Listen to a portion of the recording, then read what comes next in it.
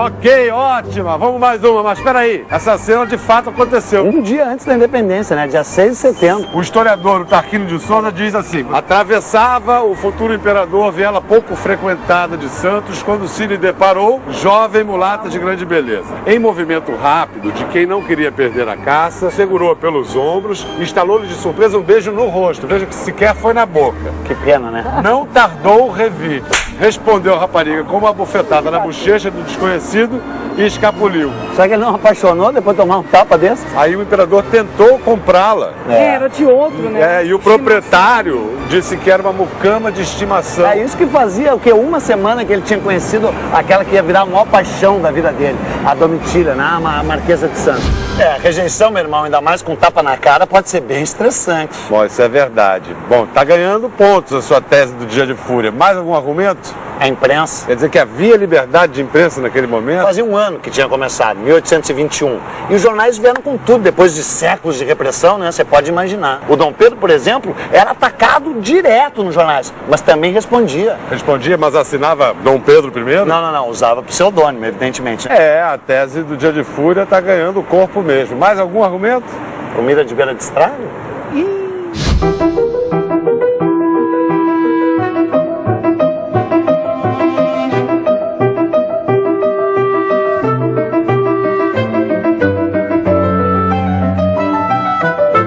Põe-se numa panela cozer um pedaço de vaca muito gorda, tá gorda essa vaca, uma galinha, um adém, que é um pato, uma perdiz, ou pombo. Foi pombo ou foi perdiz? Foi pombo. Ah, queria perdiz. Um coelho, uma lebre e havendo uma orelha de porco. Um pedaço de lacão, que é o presunto, chouriço, linguiça e lombo de porco. E nabos, se houver.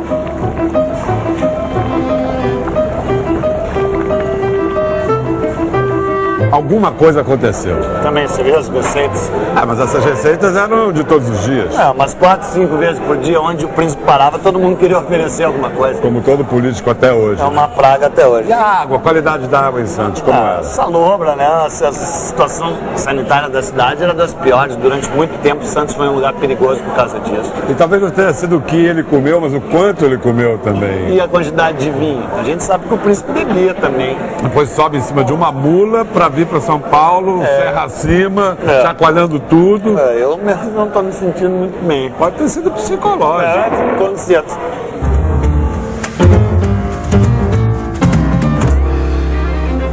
Piriri, diarreia, aflitamento, ou como se dizia na época, fluxo de ventre. Chame como quiser. O fato é que foi um torrencial desarranjo intestinal que levou a comitiva de Dom Pedro a parar exatamente aqui, às margens plácidas do Riacho Ipiranga.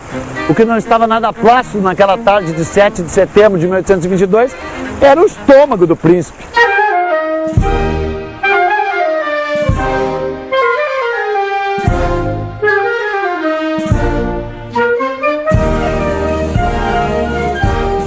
Viagens longas e estafantes, calúnias nos jornais, paixões arrebatadoras, rejeição, indigestão.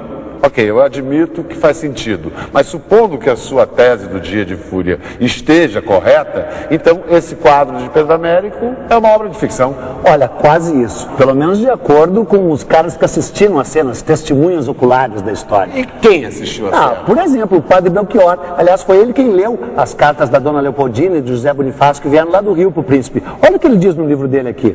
Ele, o príncipe, vinha de quebrar o corpo à margem do Riacho Ipiranga, agoniado por uma desinteria que apanhara em Santos, com muitas dores.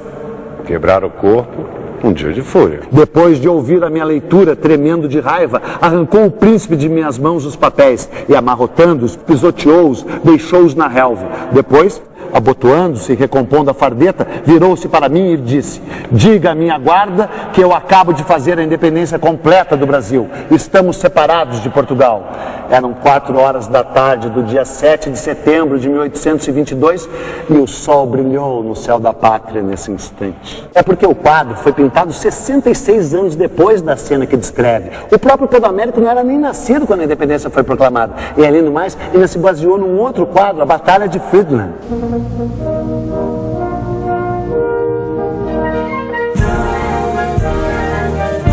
Ele inclusive escreveu um livro explicando passo a passo como ele fabricou essa história. Posso dizer então que toda história é fabricada? Isso não é de todo ruim, não. O problema é que a gente não pode ficar só com uma versão, a versão cristalizada, a versão oficial da história. Os melhores historiadores do mundo dizem: a história está sempre se fazendo e refazendo. Então, vamos fazer história? Vamos fazer história e entender que a história é feita de gente, de carne e osso. E intestinos, é claro. E assim a história sempre se transforma no amanhã, no dia sempre novo, concretizando os desejos e a vontade do imenso coração do seu povo. Concretizando os desejos e a vontade do imenso coração do seu povo.